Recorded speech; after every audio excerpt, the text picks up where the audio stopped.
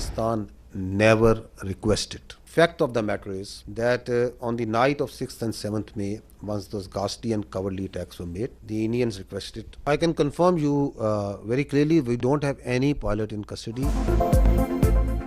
پاکستان نے cease fire کی کوئی درخواست نہیں کی. جنگ بندی کی خواہش بھارت کی تھی. کوئی بھارتی پائلٹ پاکستان کی حراست میں نہیں. یہ صرف سوشل میڈیا کا پروپیگنڈا ہے. کوئی شک میں نہ رہے. ہماری خود مختاری پر حملہ ہوا تو بھرپور جواب دیا جائے گا. رد عمل واضح، جامع اور فیصلہ کن ہوگا. ترجمان پاک فوج DGISPR لیفٹیننٹ جنرل احمد شریف چودھری کا دشمن کو دو ٹوک پیغام. کہا ہمارے پاس مزید ٹیکنالوجیز موجود ہیں، مستقبل میں بھی سرپرائز دیتے رہیں گے. سنتاس معاہدے پر حکومت کی پوزیشن واضح ہے. کوئی بھی جارحیت کی گئی تو مسلح افواج تیار ہیں. کشمیر پاکستان اور بھارت کے درمیان مرکزی مسئلہ ہے. بھارت پاکستان میں ہونے والی دہشت گردی میں ملوث ہے. نوجوان نسل فرنٹ لائن سولجر قرار. مثبت رپورٹنگ پر میڈیا کو خراج تحسین.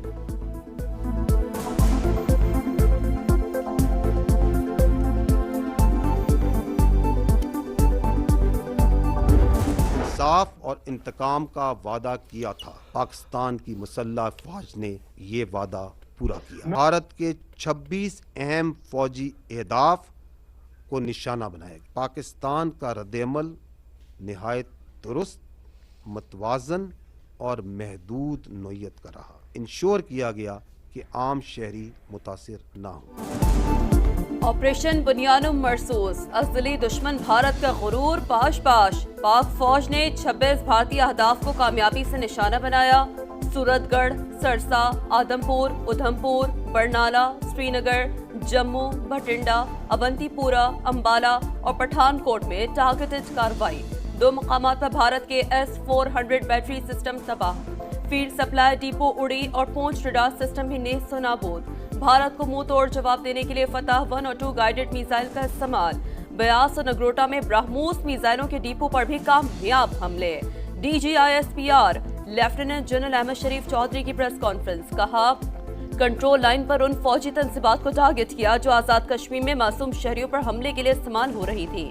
پاکستان نے تمام حملے انتہائی مہارت اور مربوط انداز میں کیے تاکہ سویلینز اس کا نشانہ نہ بنے. پاکستانی فوج کے بھرپور سائبر حملوں میں بھارتی فوج کے زیر استعمال سسٹم مفلوج ہو کر رہ گیا. پاک فوج نے عوام سے کیا ہوا وعدہ نبھا دیا. بھارتی فضائیہ کی جارحیت پر اس کے طیارے مار گرائے. پاک ایئر فورس کو بھارتی فضائیہ کے مقابلے میں 6-0 سے کامیابی ملی. بھارت کے زیادہ طیارے گرا سکتے تھے، نہ گرانے کی وجوہات تھیں. پاکستان نے تمام بھارتی ڈرونز اور بغیر پائلٹ طیاروں کا بروقت پتہ لگایا. Air vice marshal Muhammad Aurangzeb کی بریفنگ. وائس ایڈمرل رب نواز نے کہا 6 اور 7 مئی کی درمیانی شب بھارتی جارحیت کا مقابلہ کرنے کے لیے پاک نیوی بھی مکمل تیار تھی. تمام بندرگاہوں کو آپریشنل رکھا. دوران جنگ بھارتی نیوی کی سرگرمیوں پر بھی پوری نظر تھی. ہمیں تیار دیکھ کر دشمن کو آگے بڑھنے کی ہمت نہیں ہوئی.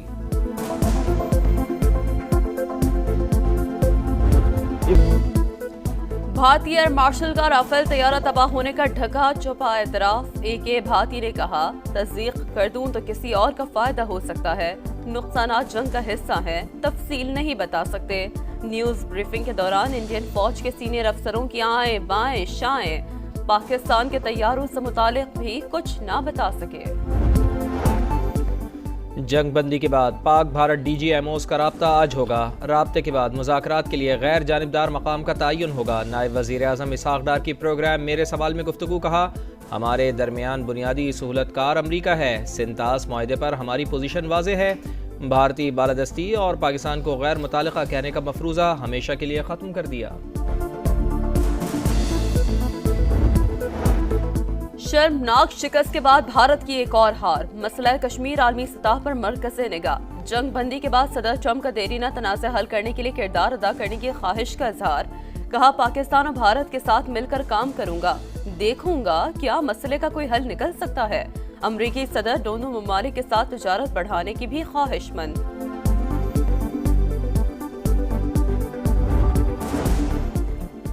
وزیر اعظم کا ٹرمپ کی مسئلہ کشمیر کے حل میں مدد کی پیشکش کا خیر مقدم. کہا امریکی صدر کی دلچسپی پائیدار قیام امن کے لیے اہم ہے. ڈونلڈ ٹرمپ کی صورت میں پاکستان کو بہترین شراکت دار مل گیا.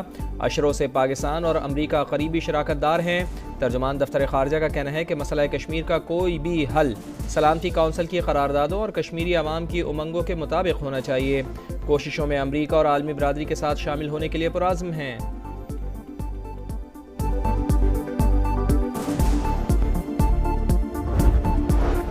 پاکستان مسئلہ کشمیر کو عالمی سطح پر اٹھانے میں کامیاب رہا۔ مقبوضہ کشمیر کے کچھ پتلی وزیر اعلیٰ کا اعتراف۔ عمر عبداللہ مودی سرکار سے ناخوش، سوالات اٹھا دیے، کہا جنگ بندی کے بعد سے بہت سی چیزیں بدل چکی ہیں۔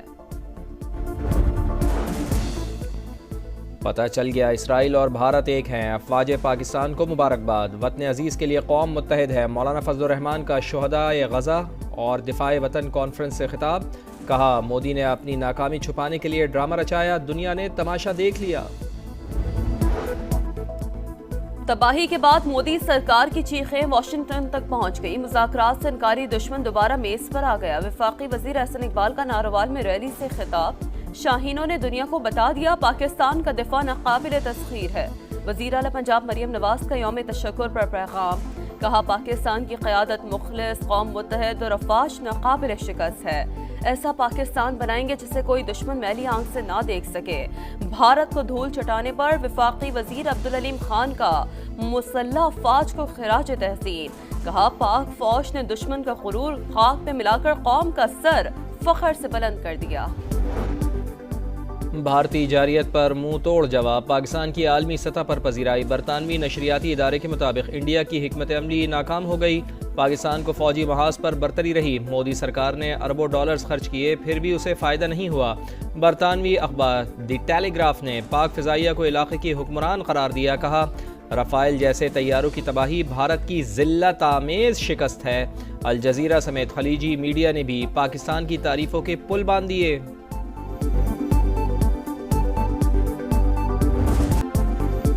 عالمی سطح پر پاک فضائیہ کی کامیابیوں کے چرچے۔ پاکستان نے بھارت کے روسی ساختہ S-400 دفاعی نظام کو کیسے تباہ کیا؟ غیر ملکی دفاعی ادارے کی ڈاکیومنٹری میں پاک فضائیہ کو خراج تحسین۔ رپورٹ کے مطابق فضائی حملے میں JF-17 طیاروں نے حصہ لیا، J-10 طیاروں نے ریڈار جام کر کے تحفظ فراہم کیا۔ ہائپرسونک میزائلوں نے دشمن کا دفاعی نظام نیز و نابود کر دیا۔ پاک فضائیہ نے یہ مہارت انڈس شیلڈ 2023 کی فضائی مشقوں میں حاصل کی تھی۔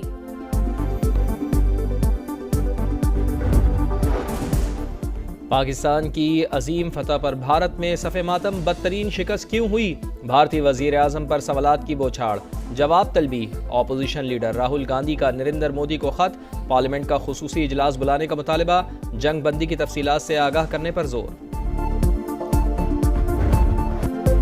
پاکستان کے ہاتھوں بھارت کو شرمناک شکست پر یوم تشکر، آتش بازی کا شاندار مظاہرہ۔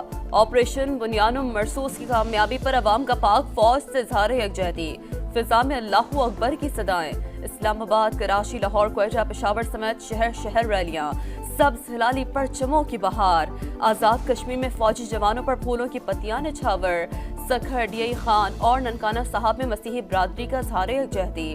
ملتان، فیصل آباد، ایبٹ آباد، جھنگ، ساہیوال سمیت دیگر چھوٹے بڑے شہروں میں عوام کا جشن۔ سابق کپتان شاہد آفریدی کا فوج سے محبت کا اپنا انداز، فوجی یونیفارم پہن کر ریلی کی قیادت کی۔ بھارتی دہشت گردی نامنظور، بلوچستان میں مختلف مقامات پر ریلیاں۔ شرکا نے بھارتی پرچم اور بلوچ لبریشن آرمی کے پرچموں کو نظر آتش کیا۔ کوئٹہ، مستونگ، پشین، تربت، سوئی اور نوشکی میں پاک فوج سے یکجہتی کا اظہار۔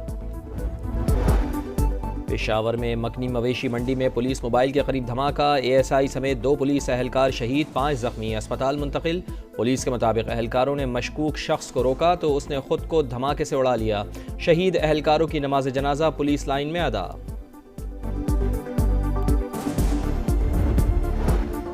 بادلوں کی گھن گرج، راولپنڈی، اسلام آباد، مری میں موسلا دھار بارش، ژالہ باری۔ لاہور سمیت پنجاب کے مختلف شہروں میں بھی بادل برس پڑے۔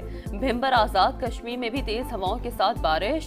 PDMA کا الرٹ جاری، متعلقہ محکموں کو ہنگامی صورتحال کے لیے تیار رہنے کی ہدایت۔ وسطی پنجاب، اسلام آباد، KP اور کشمیر میں آج بھی بارش متوقع ہے۔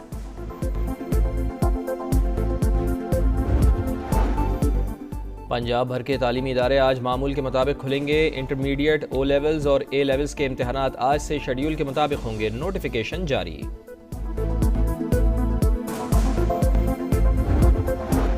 امریکہ اور چین میں تجارتی ڈیل طے پا گئی، مشترکہ اعلامیہ آج جاری ہوگا۔ مذاکرات میں کافی پیش رفت ہوئی ہے۔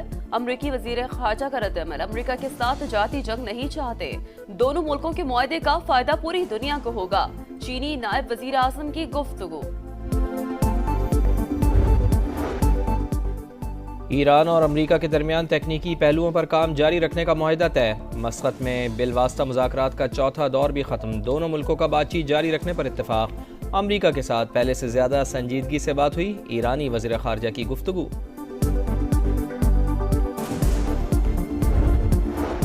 حماس اسرائیلی نژاد امریکی یرغمالی کو رہا کرنے پر آمادہ، فیصلہ امریکی حکام کے ساتھ مذاکرات میں ہوا۔ غزہ کا انتظام آزاد اور پیشہ ورانہ ادارے کے سپورٹ کرنے کی بھی پیشکش۔ حماس امریکہ مذاکرات پر غزہ میں شہریوں کا جشن، اسرائیل کا براہ راست مذاکرات پر تحفظات کا اظہار۔